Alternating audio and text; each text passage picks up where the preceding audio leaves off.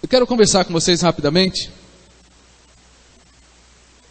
sobre um texto da palavra de Deus que é muito apropriado para esse dia.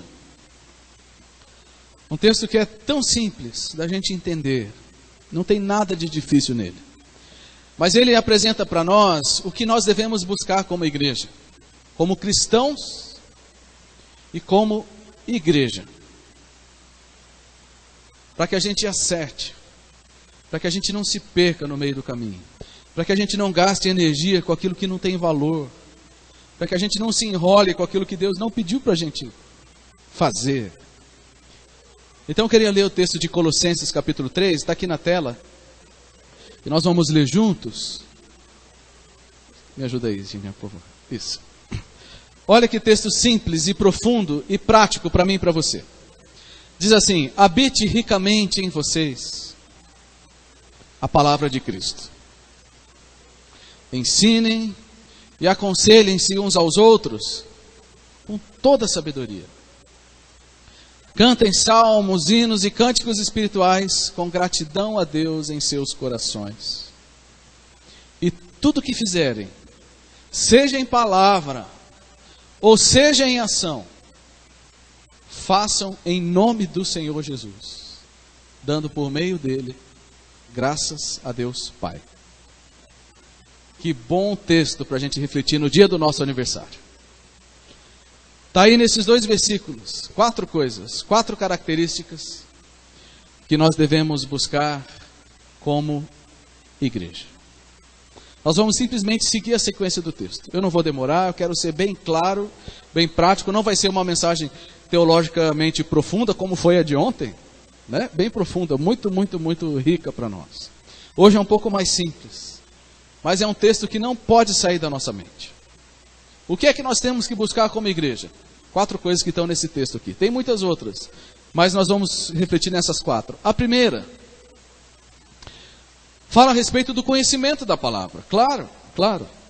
O texto começa dizendo: habite ricamente em vocês a palavra de Cristo.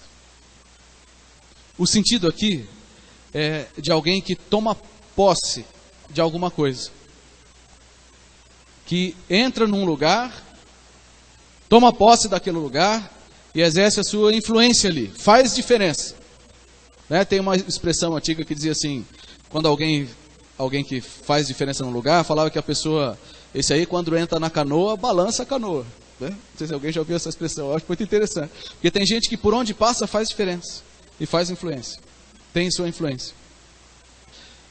É essa a ideia que está aqui nesse texto, só que se referindo à palavra de Deus. A palavra de Deus não pode ser um visitante no nosso coração, alguém que passa e sai. A palavra de Deus tem que habitar e tem que tomar posse do nosso coração, de forma que influencie tudo que a gente faz. Esse é o primeiro desejo que Paulo expressa para essa igreja de Colossos e que vale para nós também. O que é que nós devemos buscar? A primeira coisa, a palavra de Deus precisa tomar conta da nossa mente e do nosso coração. Por quê? Como é que Deus trabalha na nossa vida? Deus trabalha através da palavra. E a palavra de Deus é usada pelo Espírito Santo. Então digamos que você é um bloco de madeira, de pedra, de mármore, que é bruto ainda. Mas Deus quer fazer da sua vida uma obra de arte. Porque esse é o desejo para cada um de nós. Que ferramenta que ele vai usar? A sua capacidade? Não. Porque um bloco de mármore e de pedra, ele não consegue fazer nada com ele mesmo. Mas se vier um artista com a ferramenta certa e com a capacidade certa, ele vai transformar aquilo em algo maravilhoso. É exatamente isso que o texto está dizendo. Quando a palavra de Deus habita em nós, ricamente, Deus pode usar essa ferramenta para trabalhar na nossa vida. Eu quero ler o texto de 1 Timóteo, que explica essa ferramenta. Olha só. Toda a escritura é inspirada por Deus. É útil para o ensino, é útil para a repreensão, é útil para a correção, é útil para a instrução na justiça. Para quê? para que o homem de Deus seja apto e plenamente preparado para toda boa obra. Meus queridos, tem coisas que nós precisamos aprender, tem coisas que a gente não sabe. Onde nós vamos aprender isso? Na palavra. Tem coisas que a gente faz errado, tem práticas erradas na nossa vida. O que é que vai ser o parâmetro para nos corrigir? A opinião do outro? A opinião do mais forte? Não, a palavra de Deus. Agora, se a palavra não está no nosso coração, como que Deus vai usar essa ferramenta? Não tem como. Então a gente precisa aprender a buscar e a dar espaço na nossa vida para a palavra de Deus. Justamente porque a falta de conhecimento é o que gera crentes fracos. Crentes que vivem tropeçando. Crentes cujas vidas não saem do lugar. O que é que está faltando? A pessoa é muito pecadora? Tudo bem, por que ela é muito pecadora? Todo mundo é pecador. Mas o que é que está faltando na vida dela que ela não sai do lugar? Está faltando ferramenta para Deus trabalhar. Está faltando instrução, está faltando ensino, está faltando repreensão. E tudo isso vem da palavra. Tem um texto de Oséias, do Antigo Testamento, que diz assim: o meu povo está sendo destruído, porque lhe falta o conhecimento. Olha que palavra séria. O meu povo está sendo destruído, porque lhe falta o conhecimento. Como é que nós estragamos a igreja? Simples. Vamos deixar a palavra de lado e vamos falar de sabedoria humana. Vamos falar de filosofia, vamos falar de boas práticas, mas não vamos entrar naqueles assuntos difíceis da palavra de Deus. E se a gente fizer isso, nós vamos matar a igreja. Por outro lado, se a gente permitir que a palavra de Deus habite no nosso coração constantemente, de modo que ela influencie de verdade a nossa vida, aí nós vamos estar preparados e aptos para fazer aquilo que Deus tem para nós. Ao mesmo tempo que a falta da palavra de Deus, a falta do conhecimento, destrói a vida das pessoas, é tão lindo, é uma das coisas mais lindas que tem, é ver a vida de alguém transformada à medida que ela começa a se alimentar de boa comida, que é a palavra de Deus. O Rudiel acabou de dar um testemunho aqui, né? Quem podia imaginar, em dezembro, em janeiro, que a vida de vocês ia estar hoje assim? E tantas outras histórias. Eu me lembro de uma moça que estava passando por uma depressão pós-parto muito séria. E o tratamento dela com o pastor foi o seguinte: você vai ler esses versículos e você vai anotar o que você está entendendo. Depois de 2 semanas, não tinha mais nenhuma depressão pós-parto. Tinha voltado a alegria, o brilho nos olhos. Eu não estou sendo simplista aqui, tá, gente? Eu sei que o ser humano é mais complexo do que só isso. Mas às vezes, a gente está buscando solução e está vendo problema em coisas que são simples de resolver se a palavra de fato habitasse o nosso coração.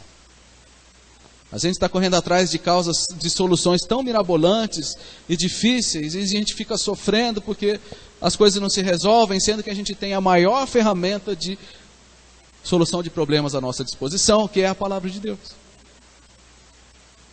Então a gente precisa aprender a deixar que a palavra habite ricamente na nossa vida, no nosso coração. Agora, não se engane, isso vai exigir algumas coisas de você e de mim. Vai exigir um tempo diário e um tempo consciente e produtivo de relacionamento com a palavra. Se você vier somente nos cultos, vai ser muito bom, mas você não vai ser transformado. Te garanto isso. Você vai receber umas doses pequenas de motivação, talvez.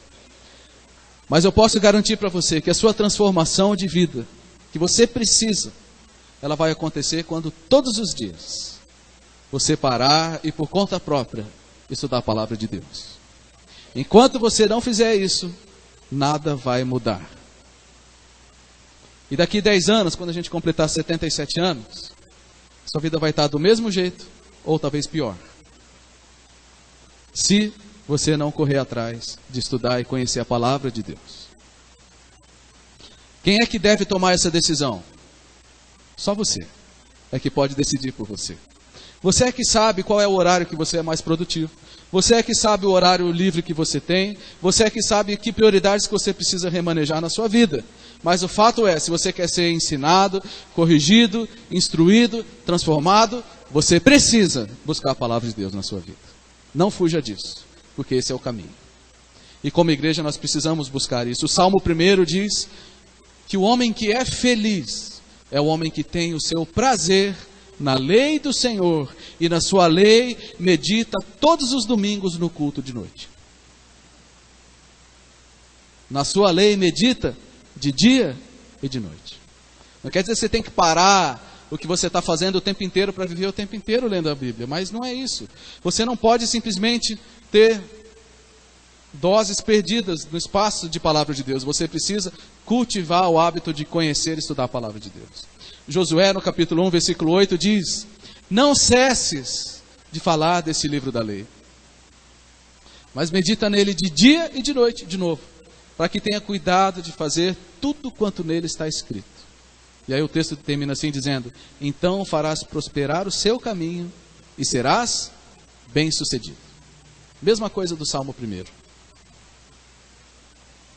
Deuteronômio, capítulo 6, diz que as palavras de Deus são dadas para nós e a gente deve falar delas o tempo inteiro. O texto é muito claro, que ele diz assim, ó, você tem que escrever na porta da sua casa, você tem que levar na sua roupa, você tem que falar pelo caminho onde você está andando, quando você estiver deitado, quando você estiver andando.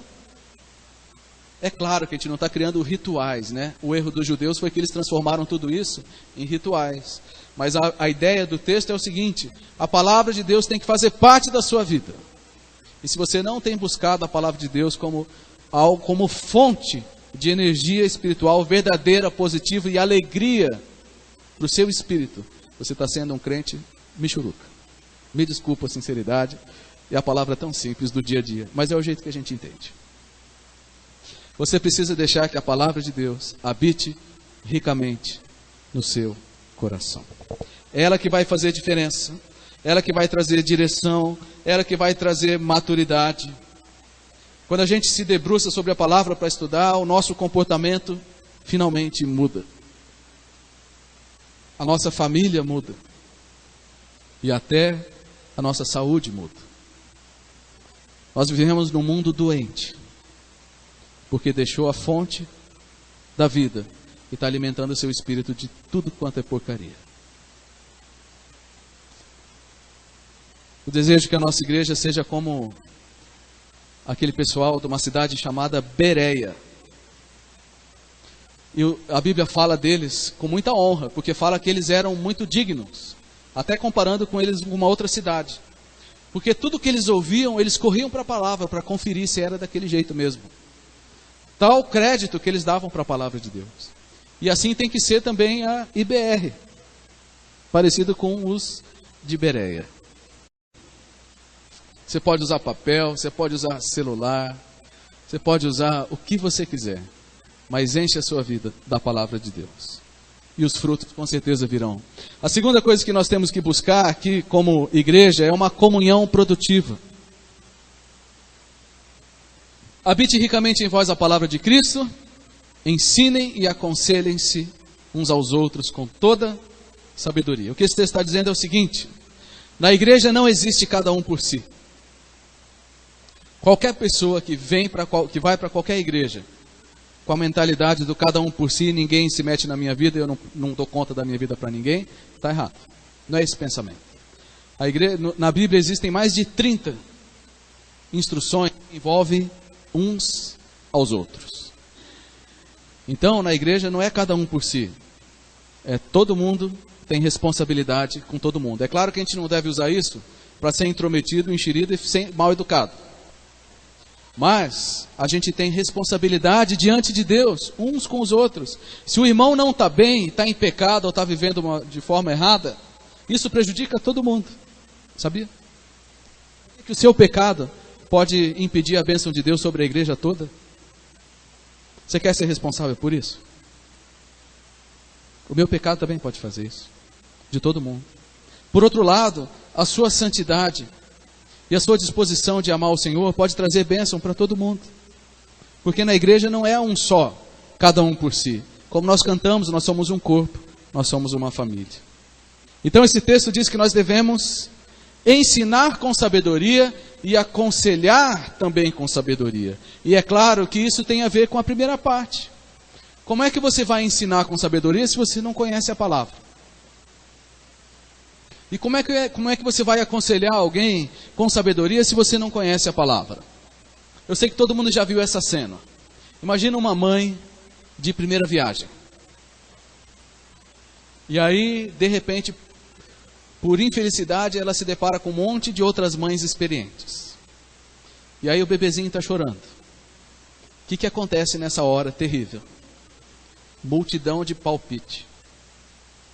Põe não sei o que, põe na cabeça, tira a meia, abre esse macacão, não, fecha o macacão, balança ele, não balança. Fica uma confusão, não fica? Coitada das mães de primeira viagem. Às vezes a gente trabalha na vida um do outro desse jeito, na base da nossa intuição e da nossa experiência. O que esse texto está dizendo é exatamente o contrário. Ensinem, ou seja, reparta o conhecimento que você tem de Deus com base na palavra. E também aconselhem-se com base na sabedoria que vem da palavra de Deus. Sobre essa questão de aconselhamento, existem dois detalhes aqui que a gente não pode esquecer. Faz parte do nosso dia a dia, presta bem atenção nisso.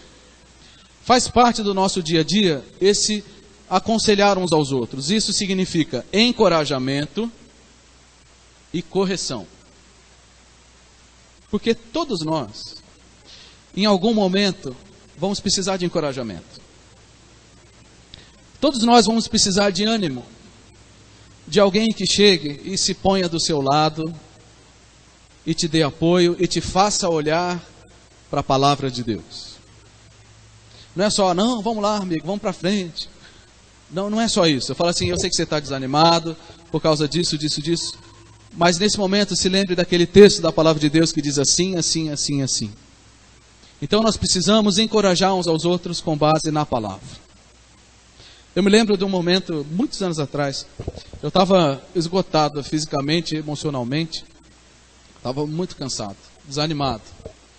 E chegou uma pessoa da igreja, ele falou assim, eu já estava entrando no carro, mas Deus tocou no meu coração e eu senti de voltar aqui e dizer para você que Deus falou para eu orar por você, para que Deus te fortaleça. Então você pode ter certeza que eu vou estar orando por você. Aquilo foi tudo que eu precisava naquele momento. Então, isso precisa acontecer no nosso dia a dia. Quando você perceber alguém desanimado, seja um instrumento de Deus na vida dele. Mas não vai falar o que você acha. Usa a palavra de Deus, por favor. O outro detalhe é a questão da correção. Porque nós não acertamos o tempo inteiro, nós erramos. E como é bom quando a gente tem pessoas do nosso lado que falam assim, viu, você não acha que você está fazendo isso aqui de um jeito diferente do que a palavra de Deus diz? É muito bom, mas quem é que gosta? Quem é que gosta? Né? Ontem tinha 2 amigos meus aqui, grandes amigos. E uma das razões que eu os considero como grandes amigos é porque eles têm liberdade de me chamar a atenção. E eles já fizeram isso mais de uma vez. Um deles, inclusive, foi muito específico numa situação. Ele falou assim, Heber, você não acha que você está orgulhoso fazendo biquinho com essa situação ou não?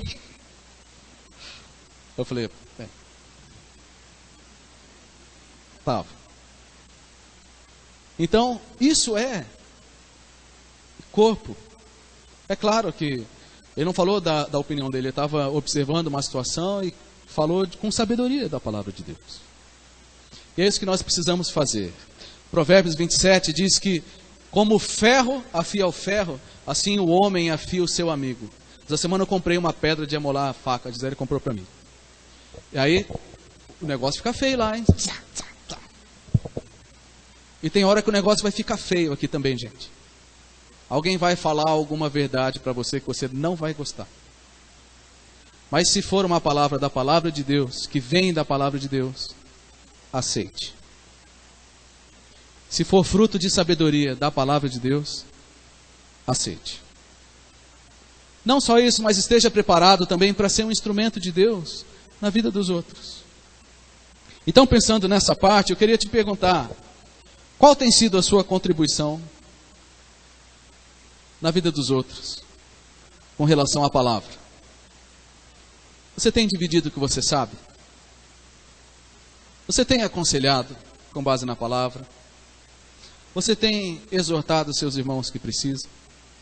Ou a gente está vivendo só na ilha da fantasia? Não, nós precisamos de aconselhamento, de encorajamento, de correção, com base na palavra. Eu sei que tem muitos aqui que ainda estão na fase mais de receber do que de repartir. Não tem problema. Mas todos nós temos que ter como alvo não somente receber, mas também repartir. Amém? A terceira característica que nós devemos buscar, eu já estou caminhando para o final, é adoração verdadeira.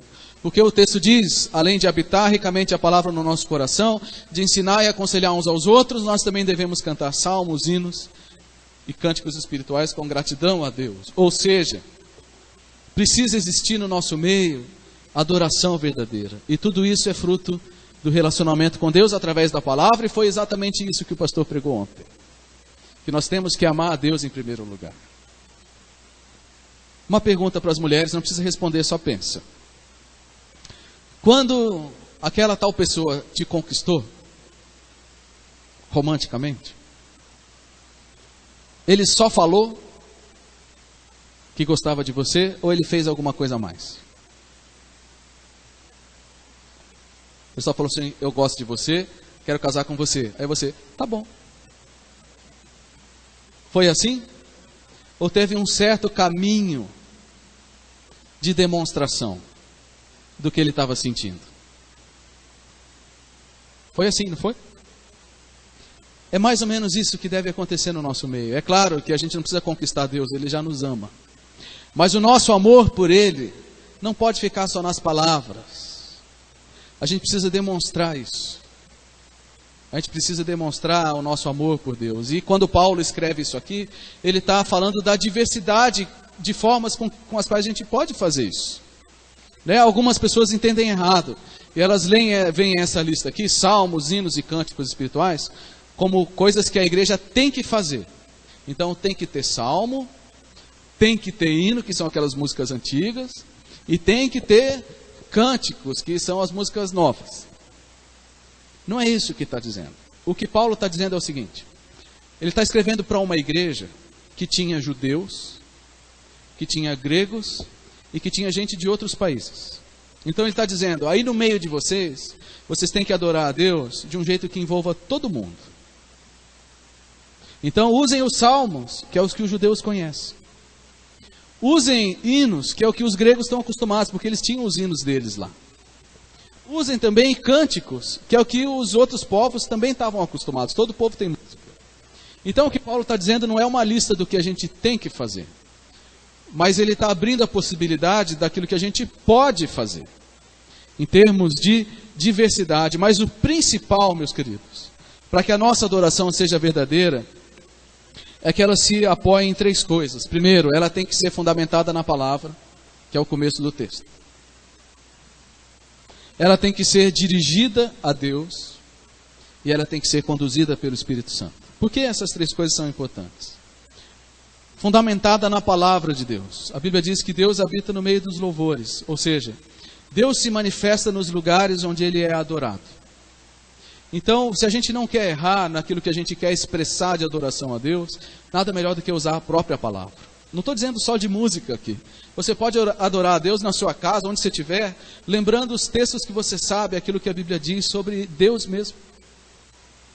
Mas também ela tem que ser dirigida a Deus e não ao homem. Infelizmente, a igreja às vezes se tornou um lugar de entretenimento e de busca de autoajuda, onde as pessoas vão para se sentir bem. E na verdade não é o culto que a gente faz aqui, ele deve ser dirigido a Deus. Mas também tem muitas músicas evangélicas que só falam do homem, que você vai ter a sua vitória. Que aquelas pessoas que riram de você, um dia vão ter que reconhecer que agora você está lá em cima e elas estão lá embaixo. Onde que está Deus exaltado nisso? Não é assim, que Deus tem que te devolver tudo o que o mundo te tomou. Não, cara, se o mundo te tomou porque você fez bobeira, perdeu, sinto muito. Deus, talvez na sua misericórdia, restaure muitas coisas na sua vida, talvez não. Mas isso não pode ser o foco da nossa adoração. A nossa adoração tem que ser dirigida a Deus. E por último, tem que ser conduzida pelo Espírito Santo. O que eu estou querendo dizer com isso? Que o nosso culto, ele precisa ser o reflexo do que é a nossa vida, fora do culto. O nosso culto vai ser bom à medida que a sua vida, fora do culto, também seja uma vida boa de adoração a Deus. O culto hoje está... Vai olhar a sua vida em casa, durante a semana, que também está... Agora experimenta encher a sua vida de Deus durante a semana. E você vai ver que o culto vai ser um encontro muito especial com o Senhor Jesus. Porque você já se encontrou com Ele durante toda a semana. Mas esse é um desafio para nós. A última característica que nós temos que buscar é o bom testemunho. O texto termina dizendo: tudo que fizerem, seja em palavra ou em ação, façam em nome do Senhor Jesus, dando por meio dele graças a Deus Pai. Isso aqui nos lembra de uma coisa. Conscientes ou não, nós já levamos o nome de Jesus, onde quer que a gente vá. E a questão é simplesmente se você está sendo um bom filho ou um mau filho. Porque tudo que nós fazemos, nós já estamos fazendo em nome de Jesus. Sabe por quê? Quando você entregou sua vida para Cristo como Salvador, você já recebeu o nome de Jesus na sua vida. Então, onde quer que você vá, você já está fazendo as coisas em nome de Jesus. Agora a questão é, que filho você tem sido? Eu quero ler um texto de Romanos, que diz assim, como está escrito: o nome de Deus é blasfemado entre os gentios por causa de vocês. Quem já viu criança birrenta no supermercado? É bonito ou é feio? É feio. Quem é que passa vergonha? O pai. Quem já foi chamado na escola para conversar sobre o filho? Você vai com alegria ou você vai com vergonha e bravo com o filho? Você vai com vergonha. É isso aqui que o texto está dizendo. O nome de Deus está sendo blasfemado muitas vezes por nossa causa. Já pensou que tragédia alguém falar assim, ó: se é para ser crente igual você, essa é a última coisa que eu quero na minha vida. Se é para seguir esse Deus que você disse que segue e vive desse jeito, não quero nem saber. É isso que o texto está dizendo. Mas se a gente não segue o que vem antes, a habitação da palavra, comunhão, adoração, o nosso caminho, infelizmente, é esse. Então, por isso que Paulo termina nos exortando. Mas também tem um outro texto que serve para nos motivar, que diz assim: procurem viver de maneira exemplar entre os que não creem.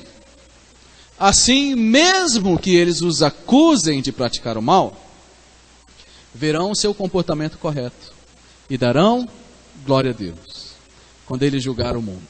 Então tem outro lado também. Porque talvez você já tenha sido chamado na escola para receber um elogio. Ou talvez você encontrou com alguém que você viu uma criança tão bem comportada e falou assim para o pai e para a mãe: parabéns, nunca vi uma criança tão bem comportada assim. Educada, que respeita, que obedece. E aí o pai fica todo feliz, né? E é assim também. Quando a gente faz as coisas para honrar o nome de Jesus, Ele, como Pai, se alegra da nossa conduta. Então, são essas 4 características que nós devemos buscar como igreja: conhecimento da palavra, comunhão produtiva, adoração verdadeira, bom testemunho. Todos nós somos responsáveis por isso. Você é responsável por isso.